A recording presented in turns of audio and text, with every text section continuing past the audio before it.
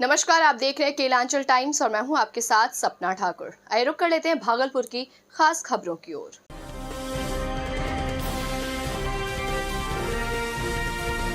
Kelanchal Times, हर खबर पर हमारी नजर। भागलपुर होलिकोत्सव पर 6 दशकों से चली आ रही सांस्कृतिक और साहित्यिक परंपरा का निर्वाह करते हुए मारवाड़ी युवा मंच द्वारा 2 दिवसीय अखिल भारतीय कवि एवं संगीत सम्मेलन मंगलवार 11 मार्च और बुधवार 12 मार्च को आयोजित की जा रही है। ये जानकारी प्रेस वार्ता के दौरान स्वागत अध्यक्ष जगदीश चंद्र मिश्र पप्पू और मीडिया प्रभारी अश्विनी जोशी माटी ने दी। वहीं बसंत गोष्ठी कार्यक्रम को लेकर बताया गया कि देश के कई कोनों से अंतर्राष्ट्रीय और राष्ट्रीय स्तर के कवि भागलपुर आ रहे हैं, जो शहरवासियों को एक से बढ़कर एक कविताओं का रसपान कराएंगे, जिसमें श्रृंगार रस, वीर रस, हास्य रस से लेकर कई तरह के कविताओं का पाठ करेंगे। उन्होंने शहरवासियों से अपील करते हुए कहा कि आप लोग भी इस अखिल भारतीय कवि एवं संगीत सम्मेलन के तहत होने वाले बसंत गोष्ठी में पधारें और देश के कोने कोने से आए एक से बढ़कर एक नामचीन कवियों की कविताओं का रसपान करें।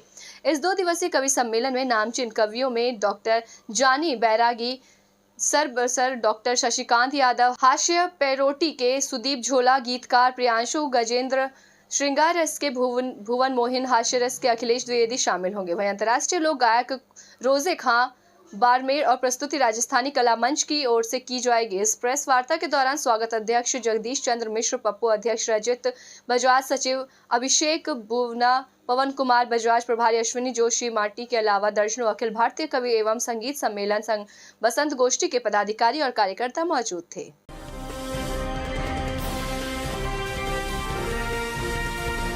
केलांचल टाइम्स, हर खबर पर हमारी नजर। व्यापार न्यायालय में वर्ष 2025 के पहले राष्ट्रीय लोक अदालत का आज विधिवत उद्घाटन किया गया। इस उद्घाटन कार्यक्रम में जिला एवं सत्र न्यायाधीश, जिला विधिक सेवा प्राधिकार के सचिव और जुडिशियरी के कई अधिकारियों ने सामूहिक रूप से दीप प्रज्वलन कर कार्यक्रम की शुरुआत की। कार्यक्रम के दौरान सभी जुडिशियल मजिस्ट्रेट, अधिवक्ता, चिकित्सक और जिला विधिक सेवा प्राधिकार के दर्जनों पदाधिकारी, कर्मी और शिक्षाविद मौजूद थे। इस 2025 के पहले राष्ट्रीय लोक अदालत के सुलभता के केस निष्पादन को लेकर भागलपुर, नवगछिया और कहलगांव में कई बेंच बनाए गए थे। कार्यक्रम को सफल बनाने के लिए पहले से तैयार की गई पूरी कर ली थी। कुछ दिन पहले हर गांव, कस्बों, प्रखंड में जागरूक रथ निकाली गई थी। वहीं पूरे व्यवहार न्यायालय में सुरक्षा के पुख्ता इंतजाम किए गए थे। आज कई वादों का निष्पादन दोनों पक्षों को बिठाकर सुलभता से किया गया। इस वर्ष का पहला लोक अदालत है जिसमें criminal compoundable court cases, bank, बिजली, पानी, खनन, चेक बाउंसिंग आदि के केस आए हुए हैं। प्री लिटिगेशन केस 23,779 हैं और पोस्ट लिटिगेशन केसेस 9,306 है, जिसमें सारी नोटिसें वगैरह जा चुकी है। इसका प्रचार भी हमारे सेक्रेटरी महोदया बहुत ही मेहनत से दिलो जान लगा कर की और उम्मीद करते हैं कि इस बार पिछले वर्ष की से ज़्यादा ही डिस्पोजल होगा, ऐसा हम लोगों का मानना है।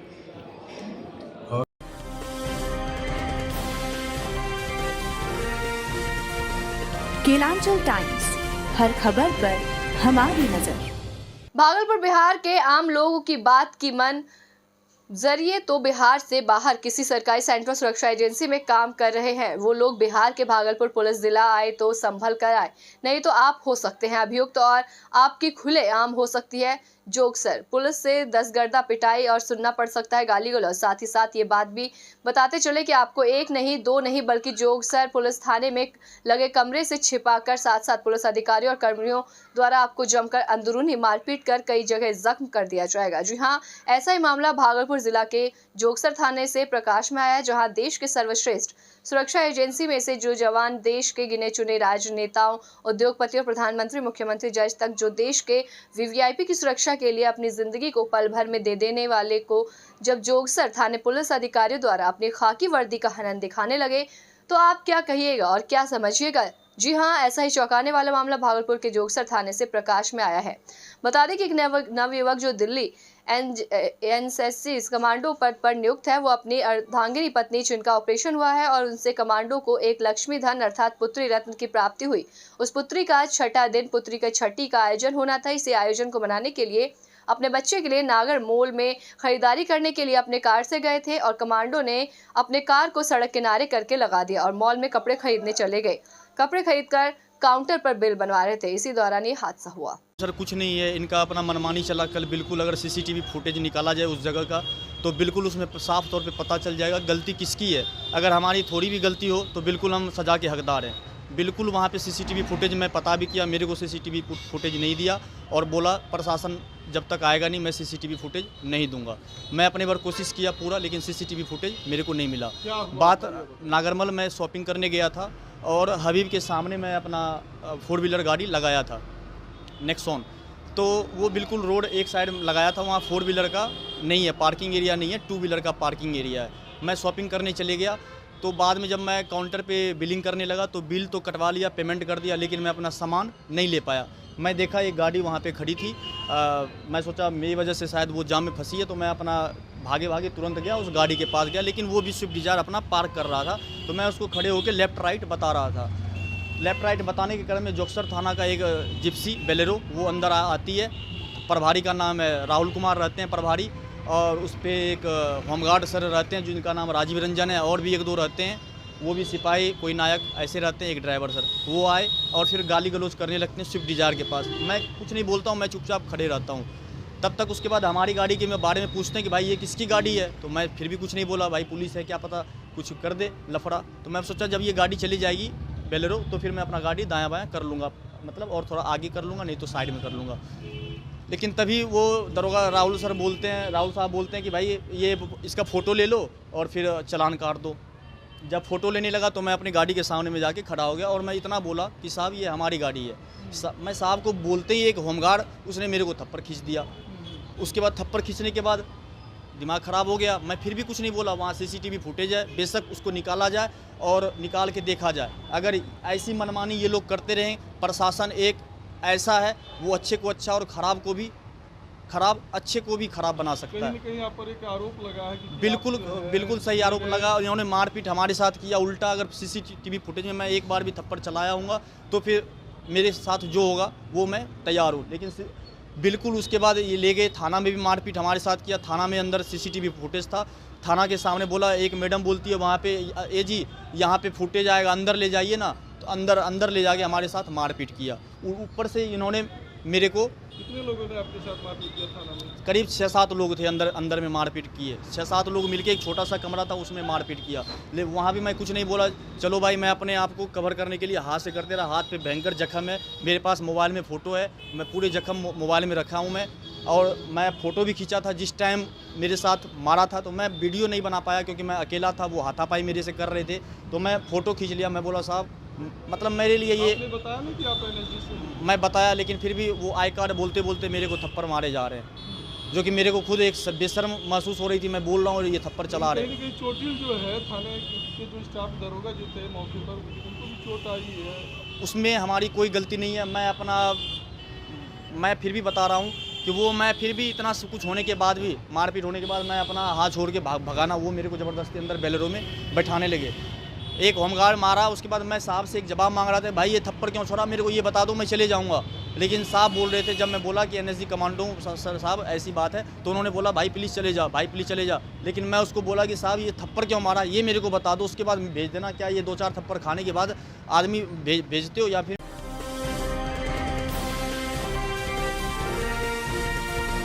केलांचल टाइम्स, हर खबर पर हमारी नजर। भागलपुर अंतर्राष्ट्रीय महिला दिवस के अवसर पर आज भागलपुर के समाहरणालय स्थित समीक्षा भवन में जिलाधिकारी डॉक्टर नवल किशोर चौधरी द्वारा खेल एवं कला में उत्कृष्ट प्रदर्शन करने वाली भागलपुर की बालिकाओं को नायिका सम्मान से सम्मानित किया गया। वहीं इस कार्यक्रम को लेकर जिलाधिकारी ने कहा कि महिलाएं आज के समय में किसी क्षेत्र में पीछे नहीं हैं। सरकार भी उन्हें बराबर का दर्जा दे रही है, चाहे कोई भी क्षेत्र हो। महिलाएं बढ़-चढ़ कर हिस्सा ले रही हैं और देश का मान बढ़ा रही हैं। वहीं जिलाधिकारी ने खेल एवं कला क्षेत्र में अच्छा प्रदर्शन करने वाली बालिकाओं को और बेहतर करने की बात करते हुए उन्हें हार्दिक शुभकामनाएं दी। नायिका सम्मान कार्यक्रम के दौरान जिलाधिकारी doctor Naval Kishore Chaudhary, mayor doctor Vasundhara लाल, नगर आयुक्त सुश्री प्रीति, अनुमंडल पदाधिकारी नवगछिया के ऋतुराज प्रताप सिंह के अलावा कई अन्य पदाधिकारी और दर्जनों बालिका मौजूद थी। अंतर्राष्ट्रीय महिला दिवस के अवसर पर सबसे पहले मैं समस्त जिलावासियों को शुभकामनाएं एवं बधाई देता हूं और इस अवसर पर हमारे प्रखंड मुख्यालय, ज़िला मुख्यालय, पंचायत मुख्यालय, विभिन्न पंचायत गाँवों में काफ़ी संख्या में कई कार्यक्रम कराए गए हैं, जिसमें महिलाओं को समानता के संबंध में और महिलाएं हमारी कैसे आगे बढ़ेंगी इसके संबंध में विचार विमर्श भी है और लोगों को जागरूक किया जा रहा है। और अब हम समझते हैं कि सरकार के माध्यम से और सरकार ने खास करके पंचायती राज संस्थानों में जो महिलाओं को आरक्षण दिया है, तो हमारी महिलाएं काफ़ी निर्णय लेने में उनकी भागीदारियां बढ़ी है और काफ़ी आगे बढ़ी हैं। और बिहार सरकार ने जो जॉब में भी रिजर्वेशन दिया है, तो उससे अब आप देख रहे होंगे हर कार्यालय में महिलाओं की संख्या काफ़ी अच्छी है और सभी लोग तत्पर होकर के पूरे मनोयोग से अच्छा काम कर रहे हैं। मैं पुनः इस अवसर पर सभी जिलावासियों को शुभकामनाएं बधाई देता हूँ। संदेश क्या होगा सर आज के दिन आपका? मेरा ये संदेश ये रहेगा कि ईश्वर ने हम सबको समान बनाया है। हम भी किसी के संतान हैं और वो जिनके संतान है उसमें एक माता का अहम योगदान रहा है।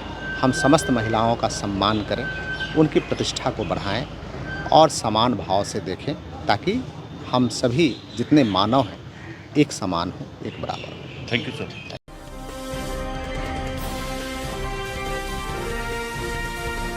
केलांचल टाइम्स, हर खबर पर हमारी नजर। भागलपुर में सेंट आर्टिस्ट मधुरेंद्र ने पीपल के हरे पत्तों पर श्री श्री रविशंकर की मनमोहक तस्वीर उकेरी। भागलपुर के जयप्रकाश मैदान में 9 मार्च को आध्यात्मिक गुरु एवं आर्ट ऑफ लिविंग के संस्थापक श्री श्री रविशंकर जी का आगमन है। उनके स्वागत में पूर्वी चंपारण जिले के घोड़ा सहन बनकटवा अंतर्गत बिजवनी गांव में निवासी युवा सैंड आर्टिस्ट मधुरेंद्र ने पीपल के पत्ते आध्यात्मिक गुरु रविशंकर जी की तस्वीर बनाई, वंदन प्रस्तुत किया। 9 मार्च को सत्संग कार्यक्रम के अवसर पर पीपल के पत्तों से बने इस तस्वीर को उपहार स्वरूप श्री श्री रविशंकर को सप्रेम भेंट की जाएगी।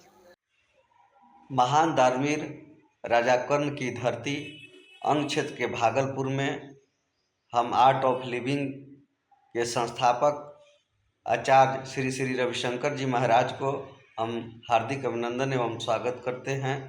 साथ ही आगामी 9 मार्च को आयोजित हो रहे भागलपुर के सैंडिक्स कंपाउंड परिसर में 1 दिवसीय कार्यक्रम के दौरान हमारी रेत कला की प्रस्तुति होगी, जिनमें आचार्य रविशंकर जी महाराज की तस्वीर उकेर कर उनको हार्दिक अभिनंदन एवं स्वागत करेंगे। साथ ही दुनिया के सबसे छोटी पीपल के पत्तों में हम उनकी आकृति उकेर कर उनके स्वागत किए हैं।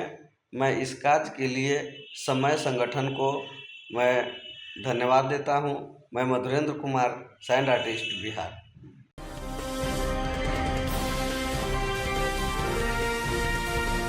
केलांचल टाइम्स, हर खबर पर हमारी नजर।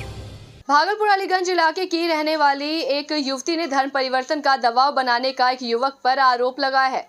बैरहपुरा इस्लाम नगर के रहने वाले युवक पर युवती ने आरोप लगाया है उसके जीजा के दोस्त होने के नाते उनसे दोस्ती हो गई थी। इसके बाद दोनों में बातचीत होती थी, दोनों एक दूसरे से नियमित मिलते जुलते भी थे। इस बीच रुपए पैसे का भी लेन देन कई बार हुआ, लेकिन युवती का कहना है कि जब हमें एहसास हुआ कि मेरा इस्तेमाल हो रहा है तो हमने रिश्ता तोड़ने का फैसला लिया।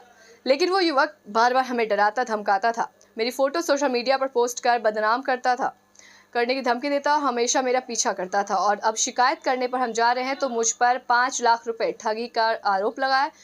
एसएसपी से मिलकर युवती ने शिकायत की है। एसएसपी ने भरोसा दिया है कि मामले की जांच करवाएंगे। वह युवती रजिस्ट्री ऑफिस के पास अनुबंध पर कार्य करती है। उसका कहना है कि हम सोशल मीडिया पर वीडियो बनाते हैं, ये मेरा शौक है। पिछले 6 माह से हम परेशान हैं, लेकिन वो व्यक्ति मेरा पीछा नहीं छोड़ रहा। मेरे ऑफिस भी वो एक सोशल मीडिया से जुड़े युवक को लेकर आया था, अब वो भी हमें धमका रहा है। गुरुवार को भी एसएसपी ऑफिस के बाहर सोशल मीडिया वाले उसके दोस्त ने हमें धमकाया है। महिला का कहना है कि युवक ने मुझ पर खर्च किया तो हमने भी उस पर खर्च किया है, इसका पूरा सबूत है, लेकिन हम अपनी मर्जी से उसके संपर्क में आए थे। वो मुझे नशीला चीज खिलाकर इस्तेमाल करता था, लेकिन हमें अब समझ में आ गया है तो हम अपनी मर्जी से अलग होना चाहते हैं, लेकिन वो धर्म परिवर्तन का बार बार दबाव बना रहा है। सर ऐसा कोई मैंने कुछ नहीं ऐसा कुछ किया है, कुछ नहीं कहा है, कभी कुछ नहीं। जो भी कह रही है वो गलत कह रही है। आप अपने पक्ष में क्या कहना चाहेंगे इस सरकार को? मेरे पक्ष में यही कहना है सर कि वो मेरे साथ अब रहना नहीं चाहती है, हम भी रखना नहीं चाहते उसको। बस हम जो उसको फ़ोन कॉल कर रहे हैं या उसके ऑफिस जा रहे हैं, फ़ोन कॉल ऑफ कर देती है, जिस कारण हमको ऑफिस मिलना पड़ता है। तो मेरा पैसा जो ली है कर्ज तौर पे, वो मुझे वापस कर दे। क्या कारण रहा कि अब वो अलग होना चाहती हैं, आपको क्या लगता है? सर, वो मेरे साथ तो रह रही थी पिछले 3 साल से, और 6 महीने से मेरे घर पर थी। 27 नवंबर 24 तक वो मेरे घर पर थी। अब 27 नवंबर को बोलने लगी कि मुझे नहीं रहना है तुम्हारे साथ, हम अपना अलग डेरा लिए हैं, वहीं रहेंगे। मोहम्मद नसीम आलम के साथ 1 साल से दोस्ती थी, ठीक है। और दोस्ती में मुझे ये नहीं पता था कि वो इतना ज्यादा मेरे साथ ज्यादती करेगा। एक बच्चे का बाप है और मुस्लिम है, मैं एक हिंदू धर्म से हूँ। वो मुझे धर्म परिवर्तन करके मेरे साथ शादी करना चाहता है, मुझे बरगला के। मैं न्याय चाहती हूँ। मैंने महिला थाना में भी ये एप्लीकेशन 2 बार किया, लेकिन उसके बाद भी कोई सुधार नहीं आया उस इंसान में। और मुझे आए दिन परेशान करता है, राह चलते हुए मेरा फोटो दिखा के ब्लैकमेलिंग करता है मेरे साथ। इसलिए मैं न्याय का अभी गुहार लगा रही हूँ। एसपी ऑफिस के पास आई हुई हूँ। हाँ, मेरे कार्यालय में आके मुझे धमकी देके गया है। तो यानी कि मैं कहीं ना कहीं खतरे में हूँ और मुझे सेफ्टी चाहिए, इसलिए मैं आज एसपी ऑफिस आई हूँ न्याय की गुहार करने। हाँ, मेरे ऊपर झूठा आरोप लगाया गया कि उसने ठगी किया है 4.5 लाख रुपया, जबकि मेरे पास ऑल ट्रांजैक्शन है। 1 साल का जो भी मैंने ट्रांजैक्शन लिया है, दिया है, वो सारा ट्रांजैक्शन मेरे पास है। मैंने उसके पीछे बहुत पैसे खर्च किए, मैंने किसी को अभी ये बताया नहीं, और मेरे पास सारा प्रूफ है जो भी मैंने खर्च किए उसके पीछे। और उससे मुझे बहुत ज्यादा डर लगता है। मैं ऑफिस जाती हूँ तो मुझे डर लगता है, बस कमरे में बंद होके रो लेती हूँ, ये कर लेती हूँ। लेकिन मुझे अब न्याय चाहिए, इसलिए मैं अभी एसपी ऑफिस आई हूँ।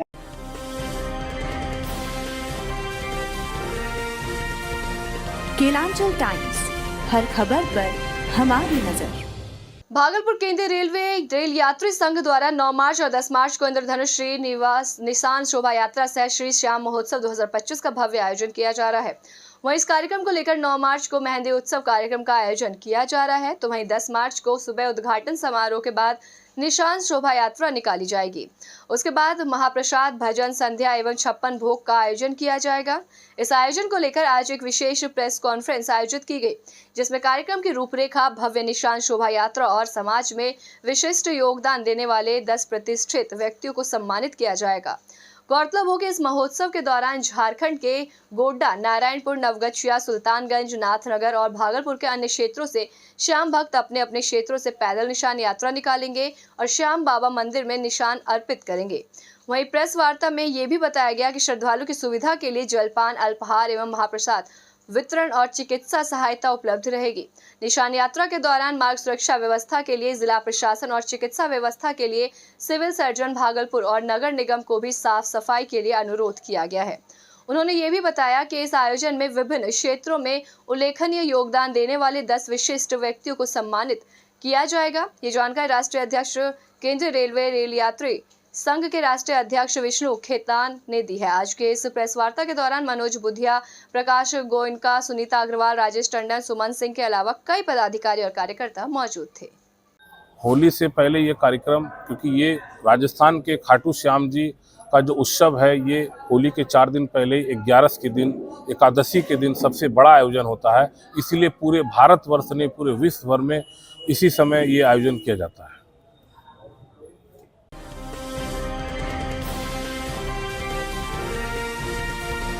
केलांचल टाइम्स, हर खबर पर हमारी नजर। तो ऐसे ही बिहार और भागलपुर की तमाम छोटी बड़ी खबरों से जुड़ने के लिए देखते रहें केलांचल टाइम्स। नमस्कार।